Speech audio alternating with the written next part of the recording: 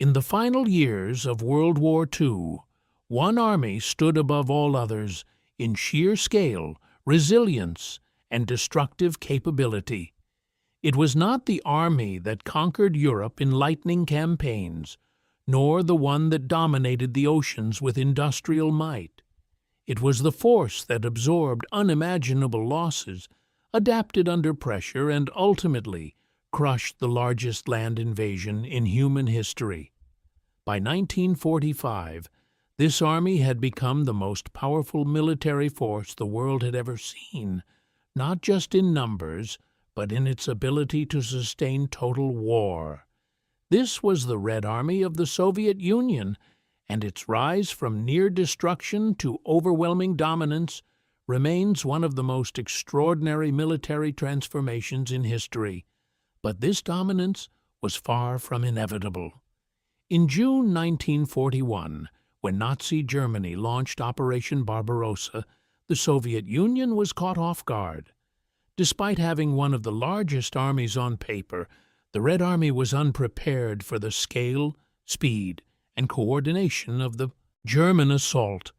Entire Soviet divisions were encircled and annihilated within weeks. Hundreds of thousands of soldiers were captured. Tanks were abandoned, aircraft destroyed on the ground, and command structures collapsed under the shock of invasion. German forces advanced deep into Soviet territory, capturing vast regions and threatening major cities like Leningrad, Moscow, and Kiev. At this stage, the Red Army looked anything but powerful. It appeared broken, disorganized, and on the verge of total collapse. Yet beneath this chaos, something far more significant was unfolding. The Soviet Union possessed a depth that no other nation in the war could match, geographically, industrially, and demographically.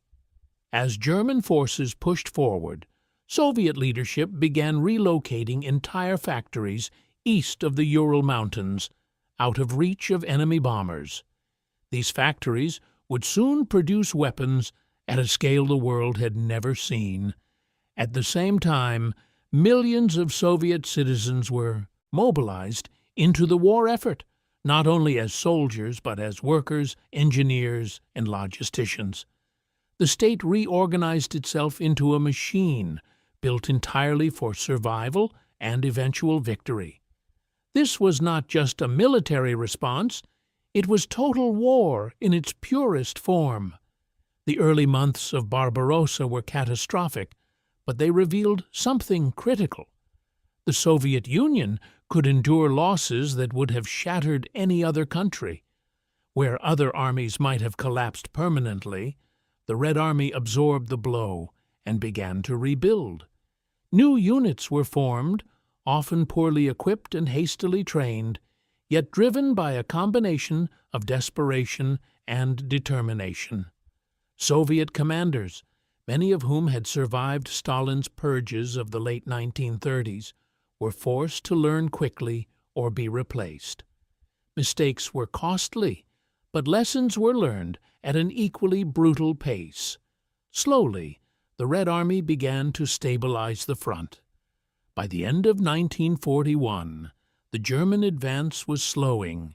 Supply lines were stretched thin, winter conditions set in, and Soviet resistance hardened. The Battle of Moscow marked the first major turning point. Reinforced by fresh troops from Siberia, units accustomed to harsh winter warfare, the Red Army launched a counter-offensive that pushed German forces back from the capital. It was the first time the seemingly unstoppable Wehrmacht had been halted on such a scale. The psychological impact was enormous.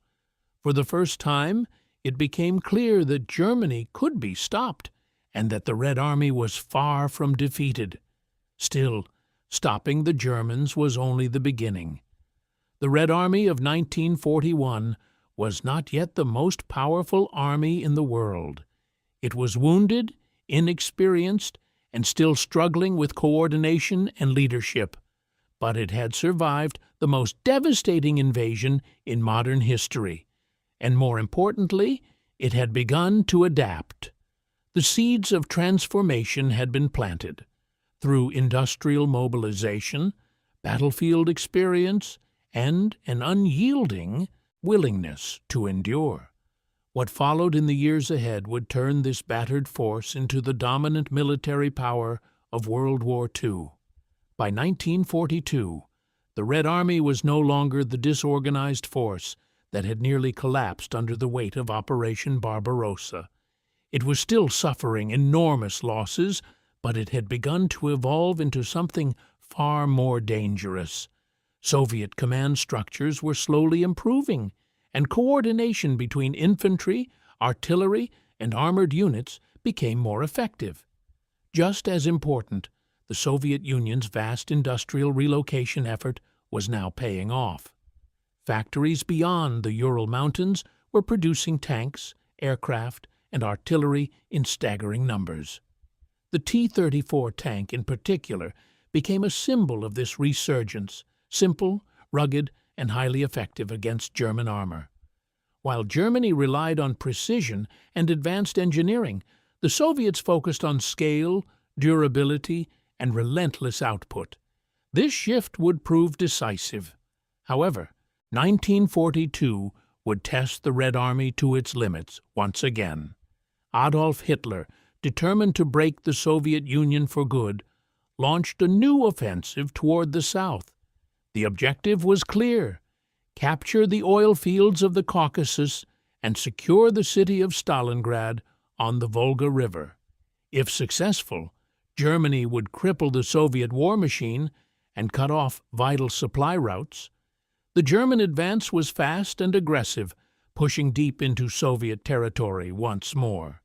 Entire regions fell under Axis control, and the Red Army was forced into a desperate defensive struggle. The stakes had never been higher.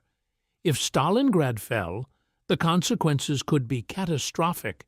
What followed was one of the most brutal battles in human history.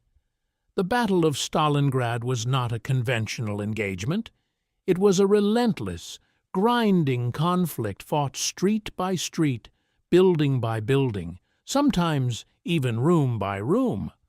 Soviet forces adopted a strategy that nullified German advantages in mobility and air power.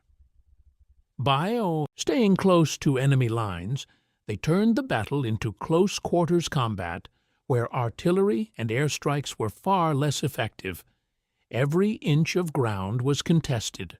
Soldiers fought and died over factories, stairwells, and shattered ruins. The city became a battlefield of destruction, where survival often depended on sheer willpower. Behind the scenes, Soviet leadership was preparing something far more strategic. While German forces were fully committed to the fight inside Stalingrad, their flanks were held by weaker Axis allies, Romanian, Hungarian, and Italian units.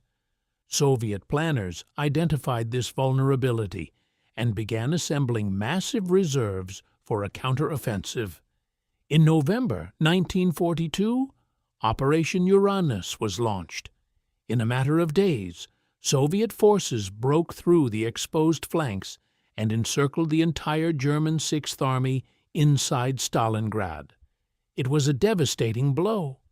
For the first time in the war, a major German army was completely trapped. The encirclement changed everything. German attempts to resupply or break out failed, and the trapped forces faced starvation, freezing temperatures, and constant Soviet attacks. Meanwhile, the Red Army tightened its grip, systematically reducing the pocket. In February 1943, after months of unimaginable suffering, the remnants of the German Sixth Army surrendered. It was one of the most significant defeats in German military history and a turning point in World War II. The myth of German invincibility was shattered once and for all. Stalingrad marked more than just a victory. It marked the moment the Red Army truly began to surpass its enemies. It had demonstrated not only resilience, but also strategic brilliance, coordination, and the ability to execute large-scale operations with precision. The Soviet military machine was no longer reacting. It was taking control of the war. From this point forward, the Red Army would shift from defense to relentless offense, pushing westward with increasing strength. The transformation was no longer theoretical. It was now undeniable. After the victory at Stalingrad, the momentum of the war on the Eastern Front shifted decisively. The Red Army was no longer fighting to survive. It was preparing to dominate. Throughout early 1943, Soviet forces launched a series of offensives aimed at exploiting German KM's weakness across a vast front. While these offensives were not always perfectly executed, they revealed something critical. The Red Army could now sustain continuous large-scale operations without collapsing. Its command structure was improving, coordination between units was becoming more reliable, and its logistical systems, once chaotic, were now capable of supporting millions of soldiers across enormous distances. The transformation that had begun in 1941 was accelerating. Germany, however, was not finished. Determined to regain the initiative, Hitler approved one final massive offensive on the Eastern Front, Operation Citadel. The target was the Kursk salient, a bulge in the front line where Soviet forces had pushed forward. It would become the largest tank battle in history. But unlike in 1941, the Red Army was no longer caught off guard. Soviet intelligence had accurately predicted the German attack, and instead of rushing forward, they prepared one of the most heavily fortified defensive zones ever constructed. Layers of minefields, anti-tank guns, trenches, and defensive positions stretched for miles. This time, the Germans would be walking into a trap. When the German offensive began in July 1943, it quickly became clear that the situation had changed.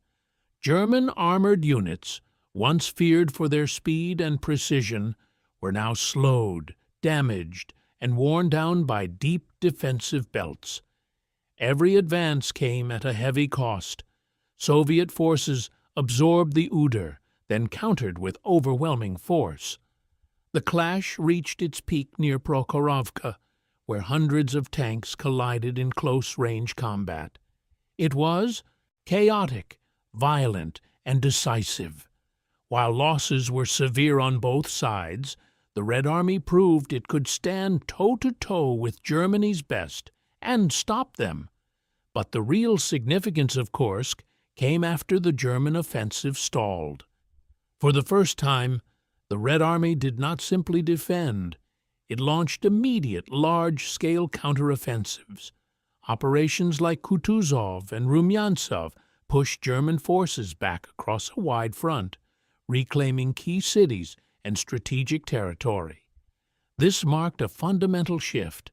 Germany had lost its ability to dictate the pace of the war in the East. From this point onward, it would be forced into a defensive position that it could never fully escape.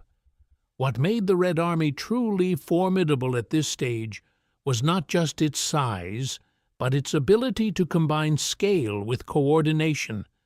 Soviet offensives were no longer chaotic waves of manpower. They were carefully planned operations involving synchronized movements of infantry, tanks, artillery, and air support.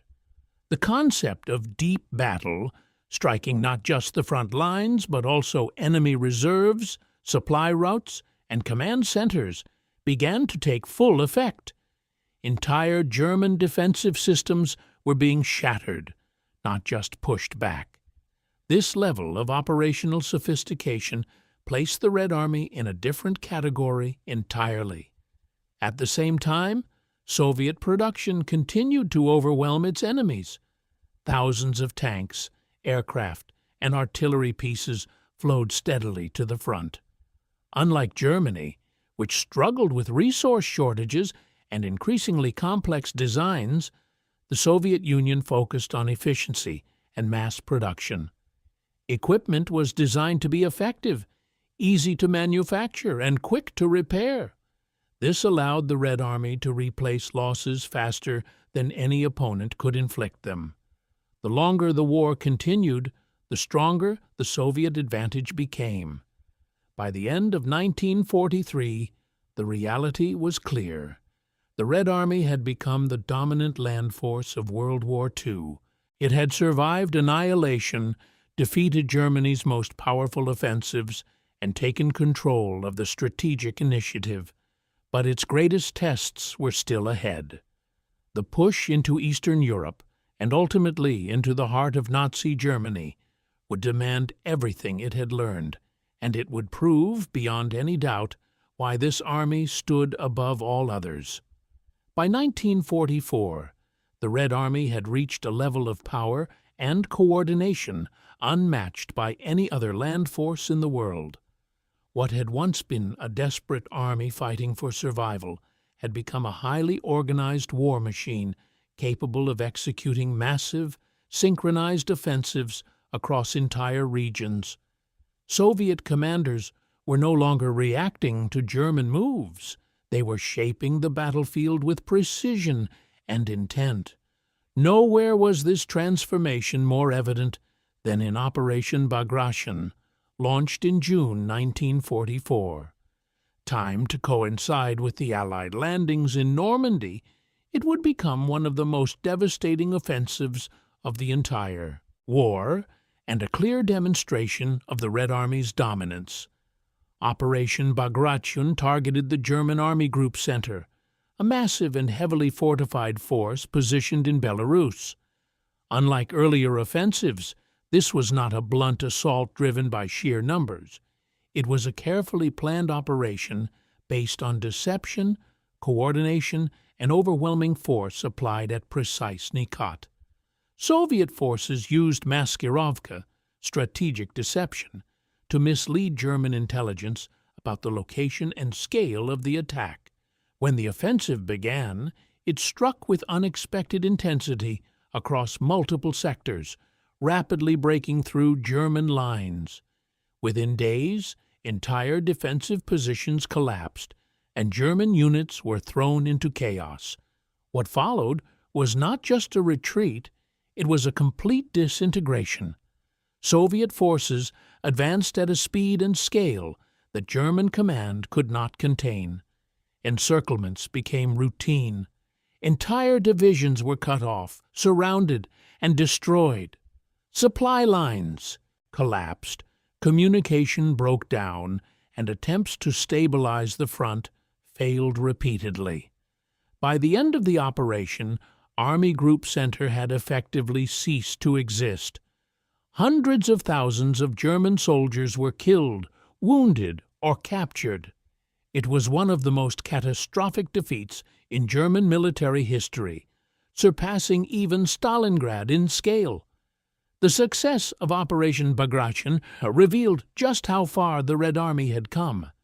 It was no longer relying on endurance alone. It was executing complex, multi-layered offensives with speed, coordination, and strategic depth. Infantry, armor, artillery, and air power operated in synchronization, supported by an increasingly efficient logistical network. Bridges were constructed rapidly, rail lines were repaired as the army advanced, and supply chains kept pace with the front. This level of operational capability allowed the Red Army to maintain constant pressure, giving the Germans no opportunity to recover or regroup. As Soviet forces pushed westward, they liberated vast manati of Eastern Europe. Cities that had been under Nazi occupation for years were retaken one by one. But these advances also came with brutal fighting. German resistance, though weakened, remained fierce.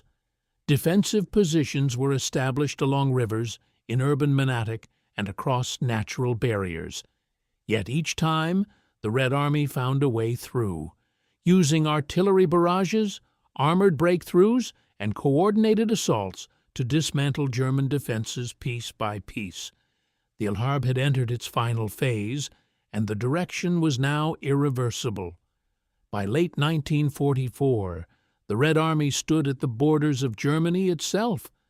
What had begun as a fight for survival on Soviet soil had turned into a relentless advance toward the heart of the Third Reich. The Algisch that had once been pushed to the brink of collapse was now driving one of the most powerful military machines in history back to its core. There was no longer any doubt. In terms of scale, momentum, and battlefield effectiveness, the Red Army had become the strongest army of World War II. But one final chapter remained. The ultimate test would not be fought in open fields or across vast territories. It would take place in the ruins of a collapsing empire. The road now led to Berlin. By early 1945, the Red Army stood on the threshold of final victory. After years of relentless fighting, it had pushed German forces back across thousands of kilometers, liberating Eastern Europe and dismantling the core of Hitler's military Shakti. Now, only one objective remained: Berlin. The German capital was not just a strategic target, it was a symbol. Its fall would mark the definitive end of Nazi Germany. But even in its final stages, the Alharb would demand everything the Red Army had become.